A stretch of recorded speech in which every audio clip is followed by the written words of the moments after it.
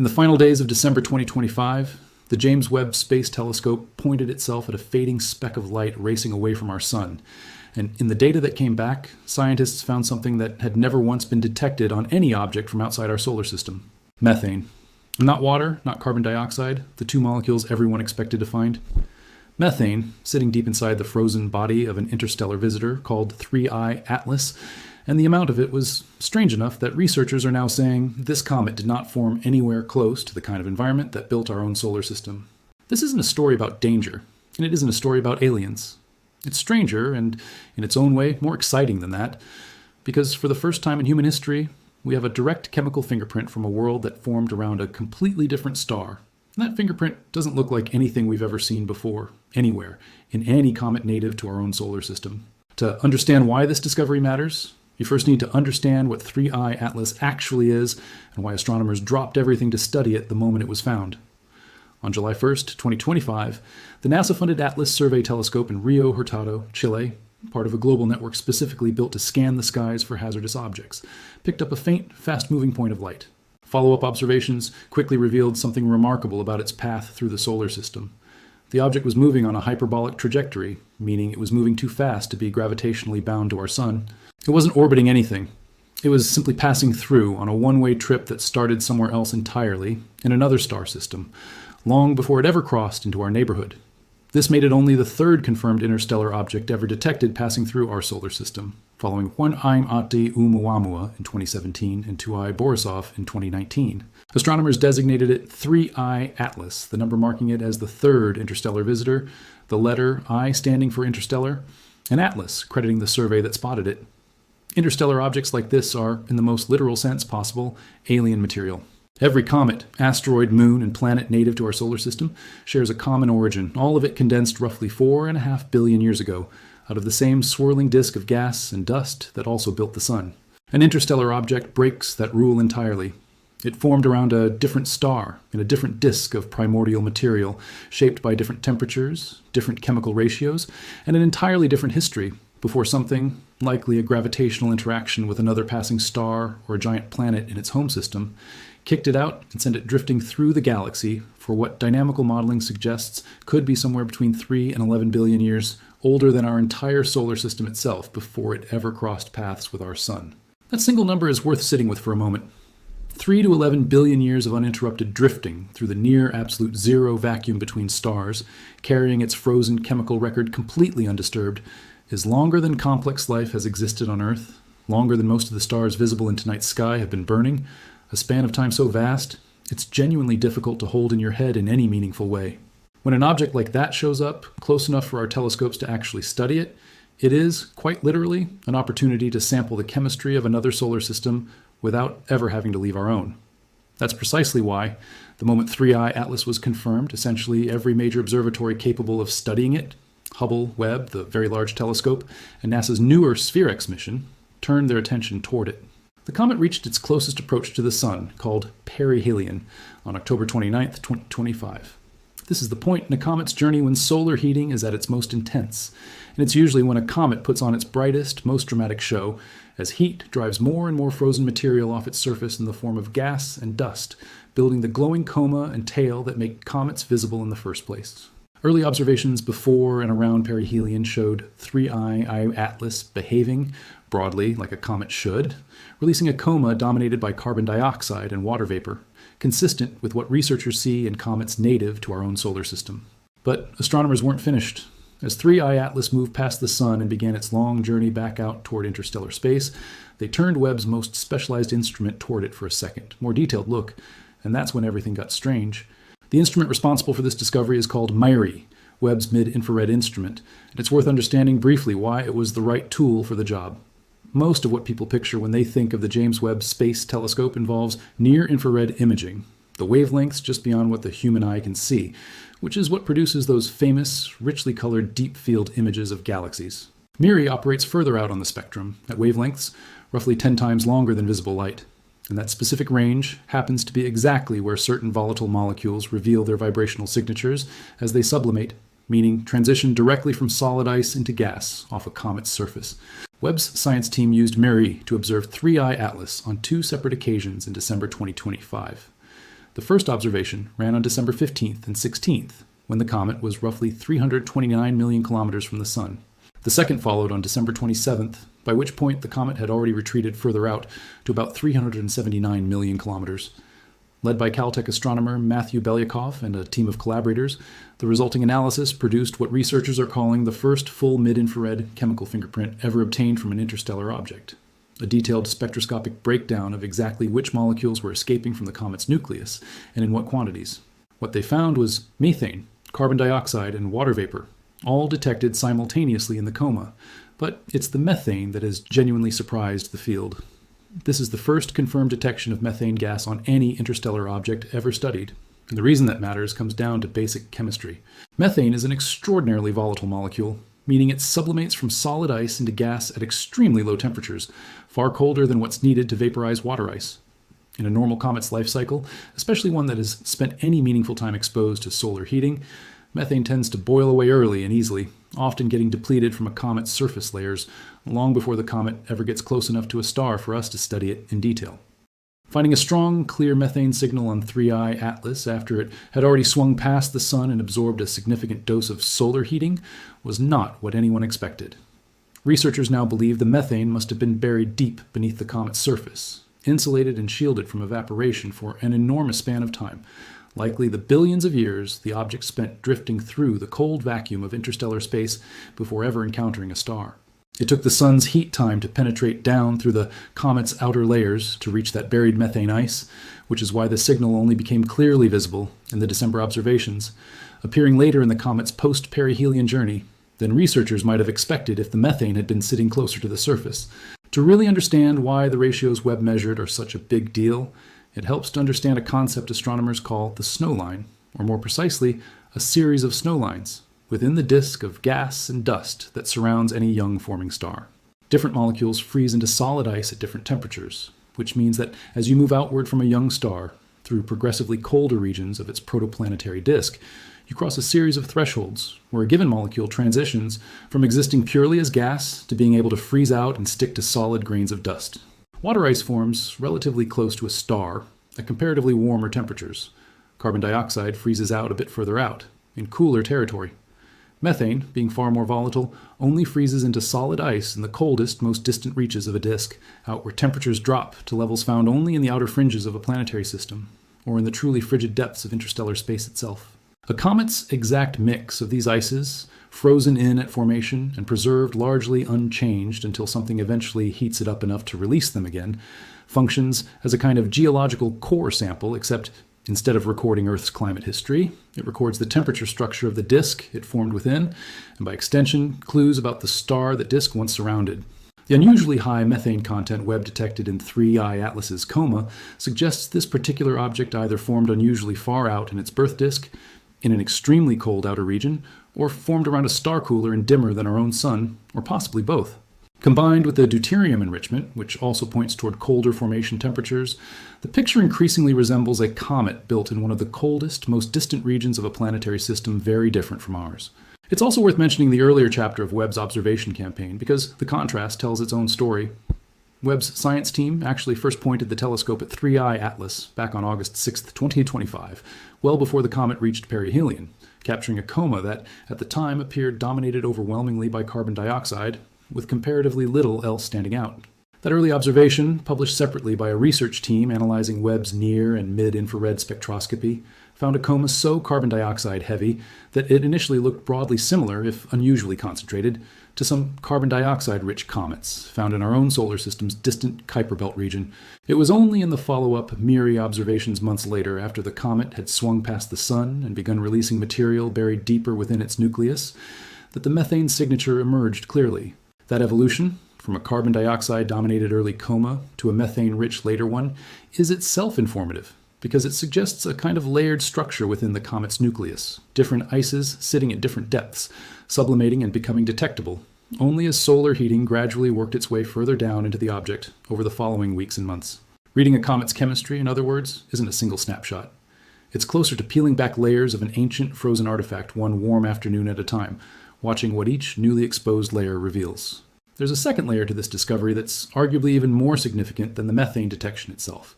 and it involves the ratios between these molecules, rather than just their presence. Scientists studying the spectrum found that both the methane to water ratio and the carbon dioxide to water ratio in 3I Atlas's coma were far higher than anything recorded in a comet native to our own solar system. That's not a small deviation. Ratios like these function as a kind of chemical thermometer and fingerprint combined, encoding information about the temperature and conditions present in the disk of material a comet originally formed within. A comet that formed closer to its parent star in warmer conditions tends to lose more of its highly volatile ices like methane before it ever fully solidifies, ending up with a lower methane content relative to water. A comet that formed further out, in a colder, more distant region of its birth system, or around a star with a different chemical makeup than our Sun, would be expected to retain more of those highly volatile ices, essentially freezing its origin story into the ice itself and carrying it, unread, until something finally warms it enough to speak. The unusually high methane and carbon dioxide ratios found in 3I Atlas point toward formation in an environment that was either significantly colder, chemically different, or both, compared to the region of our own solar system where comets typically form. On top of the methane story, Webb's team also captured something else worth mentioning: precise measurements of the ratio between carbon and deuterium, which is essentially heavy hydrogen, an isotope with an extra neutron, within the comet's coma. Deuterium to hydrogen ratios are one of the most reliable chemical clocks scientists have for understanding the temperature history of where ice originally formed, because the process that enriches ice with deuterium happens more efficiently in colder environments. According to NASA's own science team, the specific carbon to deuterium ratios captured by Webb are not found in any comet native to our solar system, adding yet another independent line of evidence that 3I Atlas assembled itself under conditions genuinely unlike anything present when our own planetary system was forming 4.5 billion years ago. Taken together, dynamical modeling suggesting the comet could be billions of years older than our solar system, combined with unusual volatile ratios and an alien deuterium signature, researchers are increasingly confident that 3I Atlas originated from an old, chemically distinct region of the galaxy, possibly from what's known as the thick disk population of the Milky Way, an older, more chemically primitive stellar population than the one our own Sun belongs to. Beyond the gas chemistry, researchers have also been piecing together the physical characteristics of the comet itself, and those numbers help put the scale of this object in perspective. Early spectroscopic and photometric observations, taken before Webb's detailed MIRI follow-up, revealed a compact nucleus with an effective radius smaller than 2. 8 kilometers, wrapped in a bright, actively shedding coma, with a dust mass loss rate estimated somewhere between 12 and 120 kilograms of material streaming off the comet's surface every single second during its most active period near perihelion. Later, more refined measurements from Hubble, taken after perihelion once the nucleus and coma could be more cleanly separated from each other in the imaging, pushed the estimated nucleus diameter to somewhere around 2. 6 kilometers, with a margin of uncertainty of about 0. 4 kilometers, a meaningfully larger and more massive object than 2I Borisov, the previous interstellar comet studied in this kind of detail. For a piece of rock and ice measuring only a few kilometers across, having crossed a distance measured in the billions of light years over billions of years of travel time, shedding tens of kilograms of ancient material into space every second, as sunlight finally reached ice that had sat frozen and undisturbed since before our own solar system existed, is a genuinely staggering thing to sit with. That dust and gas didn't just disappear into the void either. Every particle 3I Atlas shed near perihelion is now drifting through our own solar system, in almost poetic detail, ancient interstellar material physically mixing, even if briefly and in vanishingly small quantities, with the gas and dust native to our own cosmic neighborhood. It's also worth understanding just how much observational effort went into capturing this data cleanly, because spectroscopy at this level of precision is not simple, routine work. The December Webb observations weren't entirely without complications. 2 of the initial observation attempts on December 15th and 16th actually failed to properly acquire a guide star, the reference point Webb's instruments lock onto to keep the telescope precisely aimed during long exposures, and had to be repeated later on December 27th. As it turned out, that delay ended up working in researchers' favor. By the time the repeat observations were successfully captured, the comet had retreated further from the Sun and cooled somewhat, and comparing the 2 successful observation windows, the earlier December 15th to 16th data alongside the December 27th follow-up, actually let scientists track how the comet's gas production rates were changing over that roughly 2-week window, catching the outgassing process in the middle of visibly winding down as the comet moved into cooler territory. Water vapor production, in particular, dropped sharply between the 2 observation dates, while the carbon dioxide and methane, both concentrated closer to the nucleus itself according to the imaging, showed a different, more gradual decline. Capturing that kind of time-resolved chemical evolution, watching a comet's outgassing behavior shift in near real time, only comes from having multiple carefully timed observations. And it's part of why this dataset has become such a rich resource for researchers working to understand how interstellar comets actually evolve as they pass through a star system. It's worth pausing here to appreciate just how rare an opportunity this actually is. Interstellar objects passing close enough and staying bright enough for long enough for detailed spectroscopic study like this are exceptionally uncommon. The first confirmed interstellar visitor, Oumuamua, was already fading and moving away by the time astronomers realized what they were looking at. And its unusual, elongated shape combined with a lack of any detected coma sparked years of debate and speculation, some of it far more sensational than the data ever supported about what exactly it was. The second, 2I Borisov, behaved much more like a familiar comet and gave researchers a better, if still limited, window into its chemistry.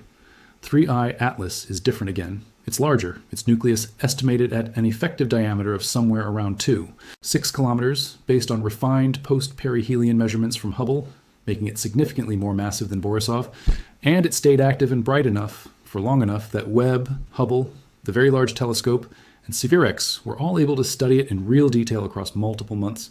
In addition to Webb's methane detection, NASA's SPHEREX mission separately captured organic molecules within the comet's coma during its own December observations, and earlier ultraviolet observations from the Neil Gehrels Swift Observatory detected the gas phase hydroxyl radical, a byproduct of water breaking down under sunlight, allowing researchers to calculate a water production rate for the comet even before Webb's more detailed follow-up. Every one of these instruments contributed a different piece of the same picture, and together they've given scientists the most complete chemical portrait of an interstellar object that has ever existed. It would be an incomplete account of 3I Atlas's story, not to mention that not everyone in the field reads this data the same way.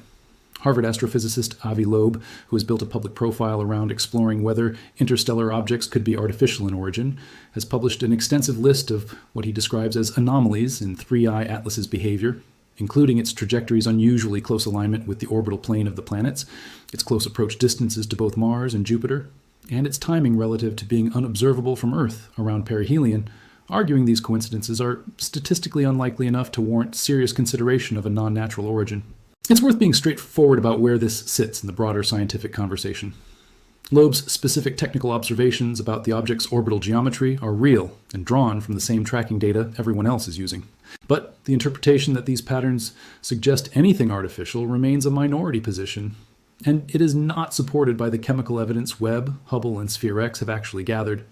Every spectroscopic signature captured so far, the methane, the carbon dioxide, the water vapor, the deuterium ratios, the dust production rates, is entirely consistent with natural cometary activity. Just cometary activity shaped by an unfamiliar and much older formation environment than anything in our own solar system. The overwhelming consensus among the research teams who have actually analyzed 3I Atlas's composition, including the Caltech-led Webb team and NASA's own science communications, is that this is a natural comet, an extraordinary and chemically unprecedented one, but a comet all the same. The genuinely wild part of this story doesn't need speculation about engineering to be worth telling. A billion-year-old chunk of another star system's leftover construction material, chemically fingerprinted in real time by our best instruments, is remarkable enough entirely on its own. So, what does all of this actually tell us? Beyond the raw fact that this particular comet is chemically unusual, it's a genuine, if partial, window into how planetary systems, other than our own, actually form. For decades, essentially everything astronomers understood about the process of planet formation, the temperatures, the chemical gradients, the mix of ices and organic material available to build worlds, was inferred indirectly through telescope observations of distant protoplanetary disks around young stars, or through theoretical modeling built on the one solar system we actually have detailed data for, our own. An interstellar object like 3I Atlas changes that.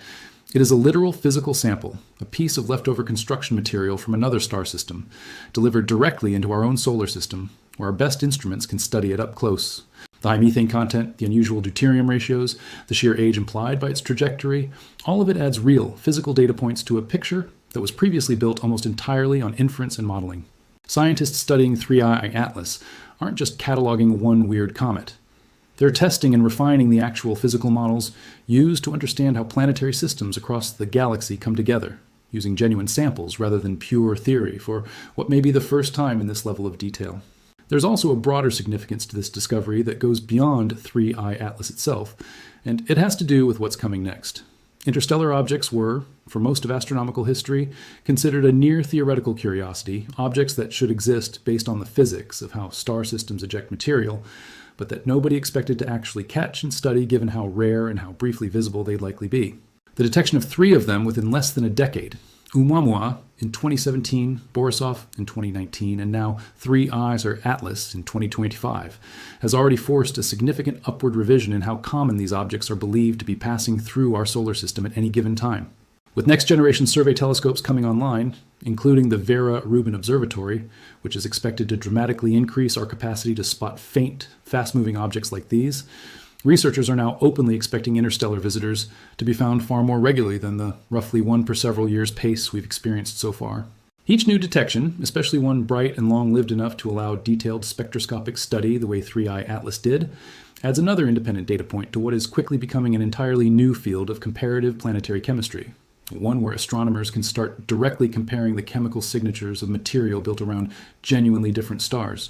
As of now, 3I Atlas has already passed its closest approach to Mars at a safe distance of roughly 29 million kilometers back in early October, and it made its closest approach to Jupiter in mid-March of 2026 at a distance well outside any concern for either planet. It is currently well over 1 billion kilometers from the Sun, fading steadily as it continues its one-way journey back out into interstellar space, on a trajectory that will carry it beyond the reach of our solar system's gravity forever. It will never return, and it will never pass this way again. Every observation taken of it now is, in the truest sense, final, the last opportunity anyone will ever have to study this particular object at this level of detail, which is part of why observatories around the world treated the closing months of its visibility with such urgency. Whatever additional secrets its chemistry still holds, whatever this strange methane-rich deuterium-tagged relic of another star system still has to tell us, astronomers are working to extract it now in this narrow window before the comet fades permanently beyond the reach of even our most powerful telescopes, back into the same interstellar darkness it emerged from billions of years before humanity, or Earth, or even our Sun existed at all. There's a strange kind of intimacy to this discovery once you actually sit with it. We tend to think of interstellar space as impossibly distant, a place that will always remain purely theoretical, something we read about, rather than something that ever actually touches our lives. But for a handful of months spanning the end of 2025 and the beginning of 2026, a genuine piece of that distant ancient galaxy was sitting close enough and bright enough for a telescope orbiting 1 million miles from Earth to read its chemistry line by line. That's not a metaphor. The Photons Webb's MIRI instrument captured in December physically bounced off ice that formed around a star that may no longer even exist in its original form, carried across a gulf of time longer than the age of our own solar system. Before finally reaching a mirror built by human hands and translated into a spectrum a team of astronomers could actually interpret. Understanding that this happened quietly, correctly, and without any need for embellishment is part of what makes real science reporting worth doing in the first place. The universe doesn't need us to invent drama for it. It just needs someone willing to look closely enough and explain clearly enough what was actually found. What makes this story worth paying attention to isn't drama manufactured for a headline. It's the opposite. It's the fact that, quietly, without needing any exaggeration at all, humanity captured a direct chemical sample from a world that formed around a star we will never see up close, carried across billions of years in an unimaginable distance, and happened to pass close enough at exactly the right moment for our instruments to read its story. The methane sitting frozen in that nucleus was likely locked away since before our own sun finished forming. It survived a journey longer than the age of most stars in the galaxy, only to briefly warm up, sublimate into gas, and let us glimpse for a few precious weeks in December of 2025 what conditions were like in a corner of the galaxy we will otherwise never get to visit. Let me know down in the comments what you think the next interstellar visitor might reveal, and whether you think Vera Rubin's upcoming survey will find the next one within the next year or two. Because at the rate these discoveries are accelerating, it genuinely might, and whoever finds it will get the same rare chance 3I Atlas just gave us. A direct, unfiltered read on the chemistry of a world we will otherwise never get to see.